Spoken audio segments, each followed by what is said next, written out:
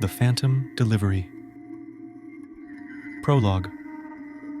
In the bustling city of Morningside, a small, nondescript courier company operated in the shadows of skyscrapers and busy streets.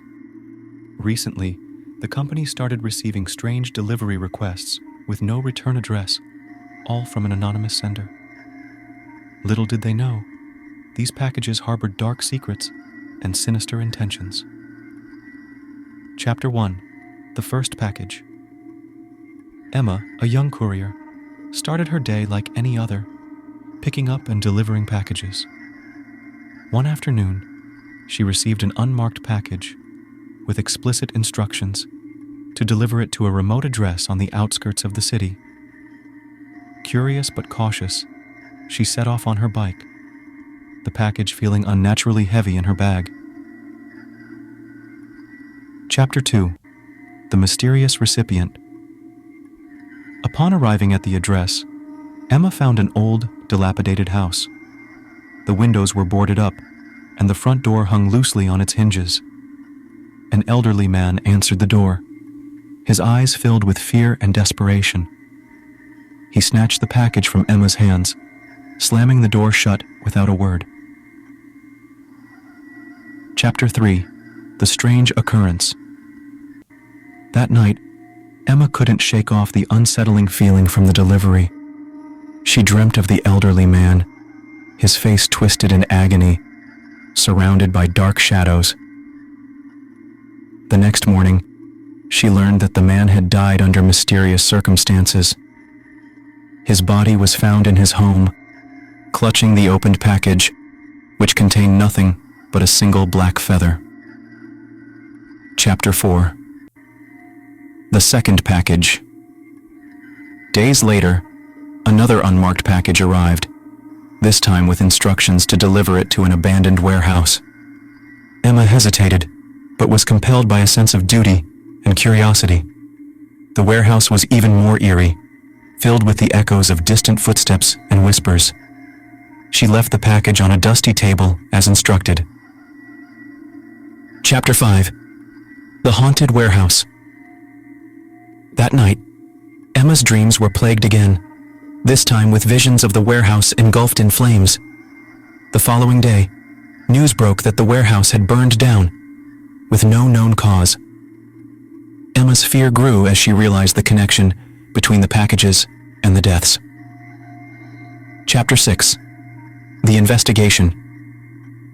Determined to uncover the truth, Emma began investigating the origin of the packages.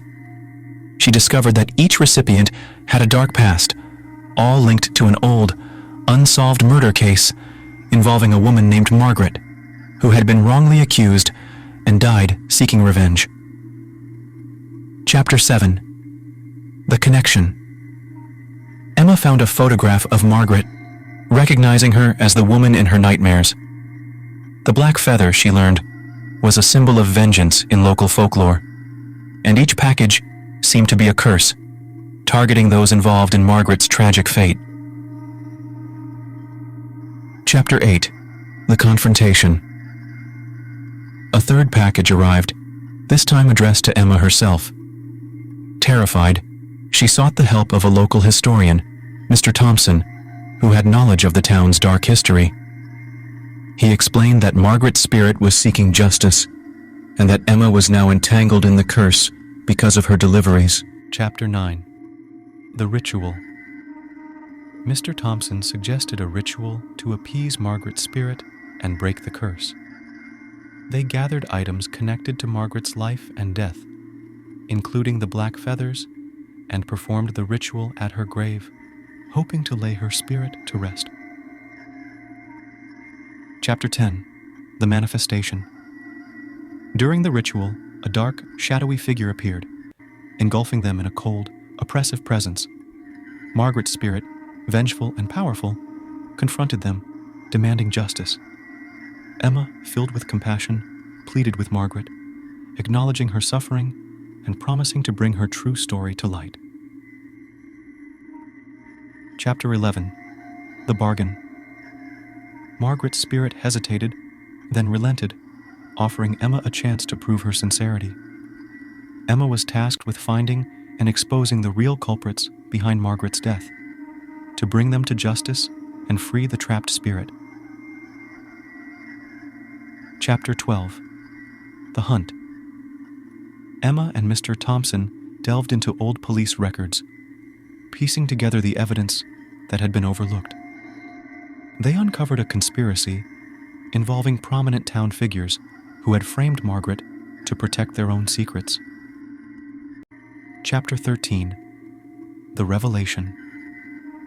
With enough evidence, Emma confronted the town's authorities, demanding a reopening of the case. The true story of Margaret's life and wrongful death was revealed, and the real culprits were brought to justice. The town was shaken by the revelations, but justice was finally served. Chapter 14. The Peace. Margaret's spirit appeared one last time, now at peace. She thanked Emma for her bravery and faded into the night, leaving behind a sense of calm and closure. The delivery stopped, and the curse was lifted, freeing Emma from her nightmares. Chapter 15. The Legacy. Emma continued her work as a courier, but with a newfound respect for the unknown. She became a local hero, known for her role in uncovering the town's dark secrets and bringing peace to a tormented spirit.